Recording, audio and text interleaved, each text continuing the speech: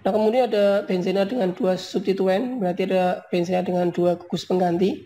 Aturannya kalau misalkan ada 2 gugus pengganti pada benzen, letak atau posisi substituen tersebut ditunjukkan dengan istilah orto, meta, atau para.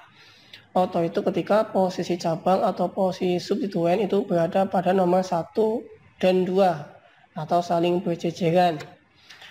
Untuk meta itu yaitu posisi substituennya berada pada nomor 1 dan 3 atau mempunyai jarak 1 atom C ya. Sedangkan untuk para itu ketika posisi substituen atau cabangnya berada pada nomor 1 dan 4. Untuk lebih jelasnya ini gambarnya ya. Kalau orto itu cabangnya saling berjejeran 1 dan 1 2 ya. Ini 1 ini 2. Kalau meta itu ada jarak ya. 1 2 3. Nah, berarti lompat 1 ya. Lompat 1 atom C. Nah, posisinya 1 3 itu meta. Kalau para itu 1 4 atau saling tegak. 1 2 3 4 saling berseberangan gitu. Nah, untuk posisi orto meta para ini tidak harus seperti ini ya. Yang penting posisinya kalau berjejerannya dia orto, kalau dia ada jarak 1 atom C berarti dia meta. Kalau dia saling berseberangan dia para. Tidak harus lempeng begini ya paranya ya, boleh ke samping sini juga boleh, ke sana juga boleh, yang penting dia berseberangan atau posisinya 1 4. Nah, untuk substituen prioritas itu akan menjadi rantai utama bersama cincin benzena. Substituen lain dianggap sebagai cabang. Jika kedua substituen sama, maka tidak ada substituen yang dianggap cabang. Artinya dia dianggap semua dalam masuk rantai induk. Nah, untuk urutan prioritasnya bagaimana? Itu seperti ini. Jadi yang paling diprioritaskan adalah gugus karboksil atau gugus COH. Sedangkan yang prioritasnya paling rendah itu adalah unsur-unsur golongan halogen. Yaitu ada F, Cl, Tr, dan I ya. Itu halo.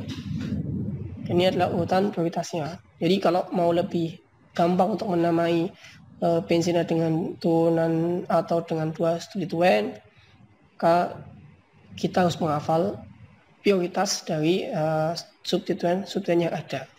Mana yang lebih prioritas, mana yang lebih rendah prioritasnya.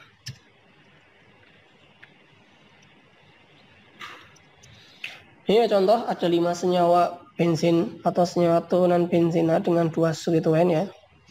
Yang pertama ini ada benzena dengan mengikat gugus CH3 dan NO. Nah, kita lihat dari gugus CH3 dan NO mana yang lebih prioritas. CH3 itu merupakan alkil ya. Ya, ini alkil CH3. CH3, C2H5, C3H7 itu alkil. Dan NO adalah nih nitro. Oh, ini NO2 ya. Saya kurang nulis ya, ini NO2. Nah, ini NO2. Nah, kita lihat bahwa alkil dan NO2 itu lebih prioritas alkil. Maka ini CH3-nya itu dianggap sebagai rantai induk atau rantai utama bersamaan dengan benzen. Nah, kalau ini induknya ya, berarti kan dia adalah toluena ya kan. Nah, berarti nama senyawa ini adalah orto nitrotoluena. Kenapa orto? Karena posisi gugusnya ini saling berjejeran 1 3 1 2 ya, 1 2. Ini namanya orto nitrotoluena. Nah, ini rantai induk. Nah, kalau pada yang kedua sini, nah ini kan substituennya sama ya kan.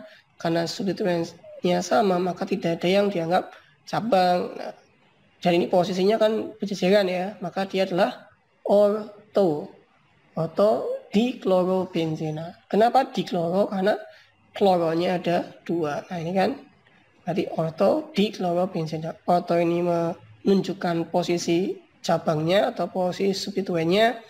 Nah, kemudian di ini menunjukkan jumlah kloro yang ada di senyawa ini. Ada 2, jadi orto diklorobenzena. Nah, untuk yang ketiga, ini posisinya adalah 1 3 ya. Karena 1 3 pasti meta. Nah, di sini ada Cl sama I. Cl sama I ini sama-sama termasuk unsur-unsur golongan halogen. Nah, tetapi untuk Cl sama I lebih prioritas mana?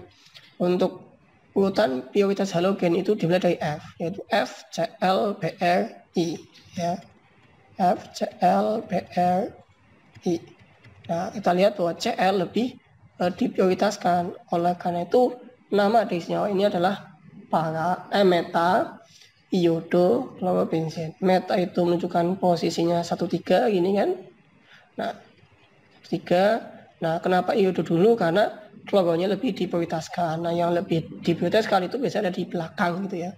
Jadi meta iodo klorobenzen. Nah, seperti itu. Nah, selanjutnya ada senyawa keempat ini. Ada benzena dengan 2 substituen, ada gugus NO2 dan NH2. NH2 atau H2N ya, sama saja nih. Ini ada amino sama NO2. Kita lihat di urutan prioritas bahwa amino itu lebih prioritas dari itu. Oleh karena itu, ini adalah rantai induk atau rantai utamanya. NH2 berarti dia adalah anilina ya, atau amino benzen. Nah, kemudian ada nitro, posisinya secara para, sehingga namanya adalah para nitroanilin. Para itu menunjukkan posisi substituen 1,4 atau ini saling berseberangan ya. Saya bilang tidak harus lurus atas bawah, tidak ya, boleh gimana pun kemanapun aja, yang penting dia 1,4 dan kalau enggak berseberangan lagi nih ya. Nitroanilin, nitronya menjadi cabang. Dan yang terakhir ada benzena yang mengikat gugus OH dan NH2. Kalau antara OH dengan NH2 ini lebih prioritas yang OH atau hidrokso, ya kan? Sehingga ini rantai utamanya. Nah, rantai utamanya berarti adalah fenol karena benzena mengikat gugus OH.